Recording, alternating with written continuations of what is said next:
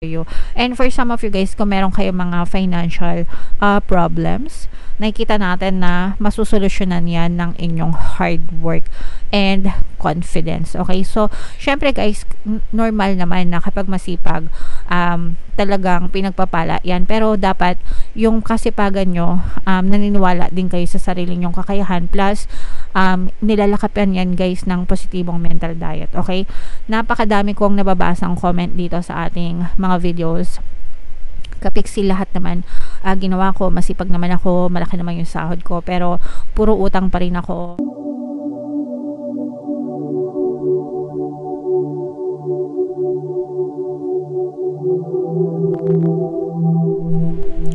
Hello guys, hello Leo, welcome back to Pinay Pixie Tarot. Ang pamagat ng ating episode for tonight is Chinese New Year kapalaran ngayon 2024. Happy Chinese New Year sa inyo mga kapixie. Para sa Leo, ito Sun, Moon, Rising, Sign, and Venus. General reading lang guys, pwede mag-resonate, pwedeng hindi. Combination ng positive and negative energy mga kapixie. Comment down below guys if feeling nyo naka-resonate kayo sa mga messages. So, dito sa deck na to guys, titirin natin yung mga mensahe sa inyo, mga paparating sa inyo. So, ngayong pagpasok ng Chinese New Year, mga kapixie. So, eto mga kapixie, no, pag-ingatan nyo yung inyong kalusugan, guys, no? Kasi for some of you, pwedeng magkaroon kayo ng konting karamdaman. Physical, mental, emotional, spiritual, especially sa physical na aspeto, mga kapixie. So, this is something that you shouldn't take for granted, guys. Palagi ko kayong sinasabihan, ina-advise na pagdating sa kalusugan. Doktor, mga kapixie, manggagamot, no? Sumangguni kayo sa kanila. Sila yung mga taong may tamang kaalaman, pamamaraan para mag-diagnose if there's something wrong with you. And you should listen to your body, mga kapixie. Makinig kayo, konting sakit ng ulo, yung konting kirot-kirot sa ganito, ganito, ganyan. Yung mga pagkirot-kirot na yung mga kapixie, that's your body telling you na, hoy, merong mali sa akin, magpa-check up ka. Okay? So, if meron kayo mga health cards, mga kapixie, di ba usually yung mga empleyado may mga health cards yan bilang benefit ng kumpanya nyo. So, gamitin nyo guys. Sayang, no? Libre lang naman yun. Wala naman kayong babayaran, mga kapixie. Okay? Alright. So, pay attention sa inyong kalusugan guys. Healthy body, healthy mind. Healthy mind, healthy body. Mga kapixie. Pay attention to your emotions as well guys. Dahil ang emotions nyo, what you vibrate emotionally, attract the same thing sa buhay nyo. Okay? So, and yung emosyon nyo guys, palagi yang ini-influence ng inyong thoughts, no? Sumusunod yung emosyon nyo sa isip nyo. If maganda yung iniisip nyo, maganda yung nararamdaman nyo. Kung pangit yung iniisip nyo, pangit din yung nararamdaman nyo. And whatever you vibrate emotionally, you attract to your life, guys, no? So, syempre, ayaw natin maka-attract ng mga negative na bagay, kaya dapat positive lang palagi iniisip natin. Okay? So, ganun lang kasimple mga kapixie. Pay attention to your emotions. Gawin nyo sila as feedback. Okay? And, ito mga kapixie, no, there's full of action. Progress ito, guys. Progress. Ibig sabihin nito mga kapixie, makita kayo ng progreso, makaramdam kayo ng progreso sa mga, parang you will run wild you will run freely, parang malaya nyong tatahakin yung direction na gusto nyong marating sa buhay nyo mga kapixie. And may progress talaga, as in pag sinabing progress, makita kayo ng movement, ganyan, paggalaw, resulta, no, dun sa bagay na gusto nyo mangyari sa buhay nyo. Yes, it takes time, but you will get there, mga kapixie. Dadating at dadating kayo dun, basta tuloy-tuloy lang. Kung napapagod guys, magpahinga, wag nyong masyadong sagarin din, no, yung inyong mga katawan, yung inyong sarili. Pero wag kayong susuko, wag mag-give up, mga kapixie. Alright? So, yan yung mga mensahe sa inyo guys. Super positive. I-mind nyo itong mga mind progress, mind results, diba? Mind positive results. So, i-comment nyo yan sa baba, mga kapixie, para talagang ma-experience nyo siya sa pagpasok ng 2024.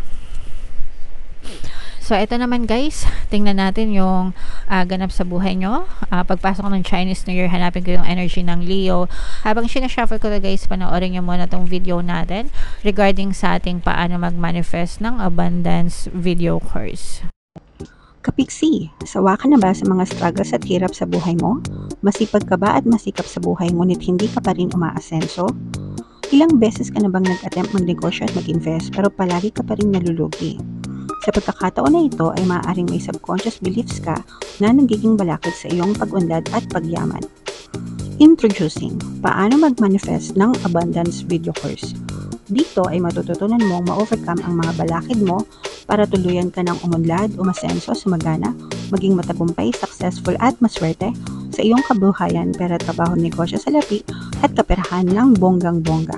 Dali, mag-send na ng email sa pinoypixitaro@gmail.com at simulan na ang iyong pagyaman ngayon.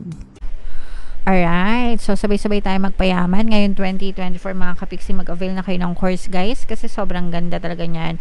And good news mga kapiksi, dahil ngayong February, no, meron tayong promo. Magbibigay ako ng 200 pesos off, 200 pesos discount sa lahat na mag-avail ng course until February 28 mga kapiksi, kaya mag-avail na kayo guys. And meron din tayong email coaching, manifest your desires using the law of attraction. If meron kayong mga specific na gusto nyong i-manifest, pwedeng love and relationship, pwedeng money or career, pwede kayo magpabook ng email coaching session with me. Mag-send lang kayo guys ng email sa pinoypixitaro@gmail.com. So, Leo, kayo ay na-represent ng King of Wands sa ating spread. Ito yung very positive energy ito guys. Merong magbabalik sa inyo, no? Hindi ko alam kung positive yun para sa inyo. If this is an ex-lover mga kapiksi, meron magbabalik from the past. And itong person na to, this is someone who ignored you. Ibig sabihin, dinedma ka nitong person na to sa past. Pwedeng ginosted ka nito. Pwedeng nagkaroon siya ng cold treatment sa inyo mga kapiksi. And for some of you, pwedeng parang hiniraman ka or inutangan ka na pera. Parang tinakbuhan. Tinakbuhan ka sa pera nitong person na to in the past, and babalik ito sa'yo, maaari ito magparamdam sa'yo pagpasok ng New Year mga kapiksi. So, hindi ko alam kung good news yan para sa inyo or bad news. Depende sa perspective nyo. Pero, yeah, this is something na babalik sa inyo, magpaparamdam sa inyo. Pwedeng bayaran nila kayo sa utang nyo or pwedeng magbigay ito ng explanation as to why ginosted kayo or binlock kayo nitong person na to mga kapiksi. Okay? So, that's a good news for you. And for some of you guys, kung meron kayo mga financial problems, nakikita natin na masusolusyonan yan ng inyong hard work and confidence. Okay? So, syempre guys, normal naman na kapag masipag, talagang pinagpapala yan. Pero dapat yung kasipagan nyo, naniniwala din kayo sa sarili nyong kakayahan. Plus, nilalakapan yan guys ng positibong mental diet. Okay? Napakadami kong nababasang comment dito sa ating mga videos. Kapiksi, lahat naman ginawa ko, masipag naman ako, malaki naman yung sahod ko, pero puro utang pa rin ako, kulang-kulang pa rin yung sahod ko, naghihirap pa rin kami. So, ibig sabihin nun guys, meron kayong mga blocks, mental blocks. May mga old beliefs kayo, ganyan, na nagbablock dun sa mga kayamanan, no? Pagpasok ng pera. And if you're not seeing positive results, ibig sabihin, nasa negative yung mindset nyo mga kapiksi. So, walang problema sa pagkilos guys. Ang kailangan nilalakipan nyo yan ng positive mental diet para makita kayo din ng positive na resulta. Okay? And ito guys, nakikita natin na bumubukas, no? Bumubukas. Parang ngayon, parang nahahawi. Parang ngayon, mas magiging open kayo sa mga opportunities kasi yung iba sa inyo parang pwedeng naging close-minded kayo before, hindi nyo pinapansin yung mga ibang opportunities na inaalok sa inyo ng universe, pero ngayon parang mas magiging open-minded kayo, willing kayo to take action.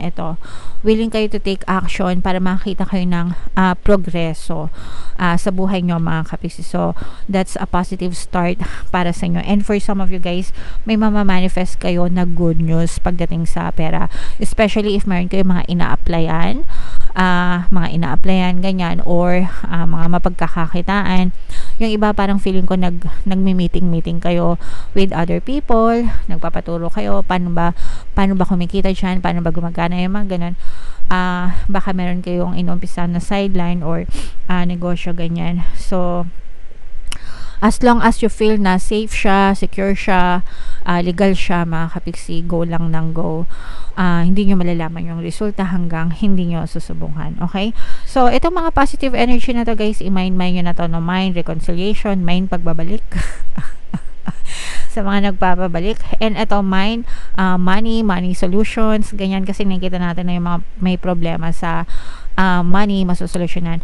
And ito mga opportunities na to, mind, more opportunities sa pera, manifestation. So, i-mind nyo. Ito guys, mag-ingat kayo lalo na pag may nag-aalok sa nyo ng negosyo, investment, more on investment ito. Mag-ingat kayo pag may mga nag-aalok sa nyo ng investment. Uy, maglagay ka ng account dito, hindi mo kailangan ng mag-invite, no left, no right, yung mga ganyan. Tapos kikita ka na, scam yan mga kapiksi, scam yan. Ako na nagsasabi sa inyo guys, scam yan. So, wag kayong masyadong magpapauto sa mga ganon, guys. Pati yung mga basta, malalaman nyo yun pag scam. So, mag-ingat kayo. Baka matakbuhan kayo sa pera mga kapiksi. Okay? Pero may mga safe investment din naman. So, dun kayo sa mga safe na investments mga kapiksi. Pagdating sa investment, guys, hindi yan basta labas ng pera. Hindi yan basta may pera kalabas ka. Gamitan nyo ng utak mga kapiksi. 1,000 beses ko na yan. 1,000,000 beses ko na yan. Sinasabihan kayo na mag-ingat sa scam. Meron pa rin na-i-scam. So, again, mag-ingat kayo sa mga scam, mga kapiksi. Parang willing kayo na mag-start ng bagong journey.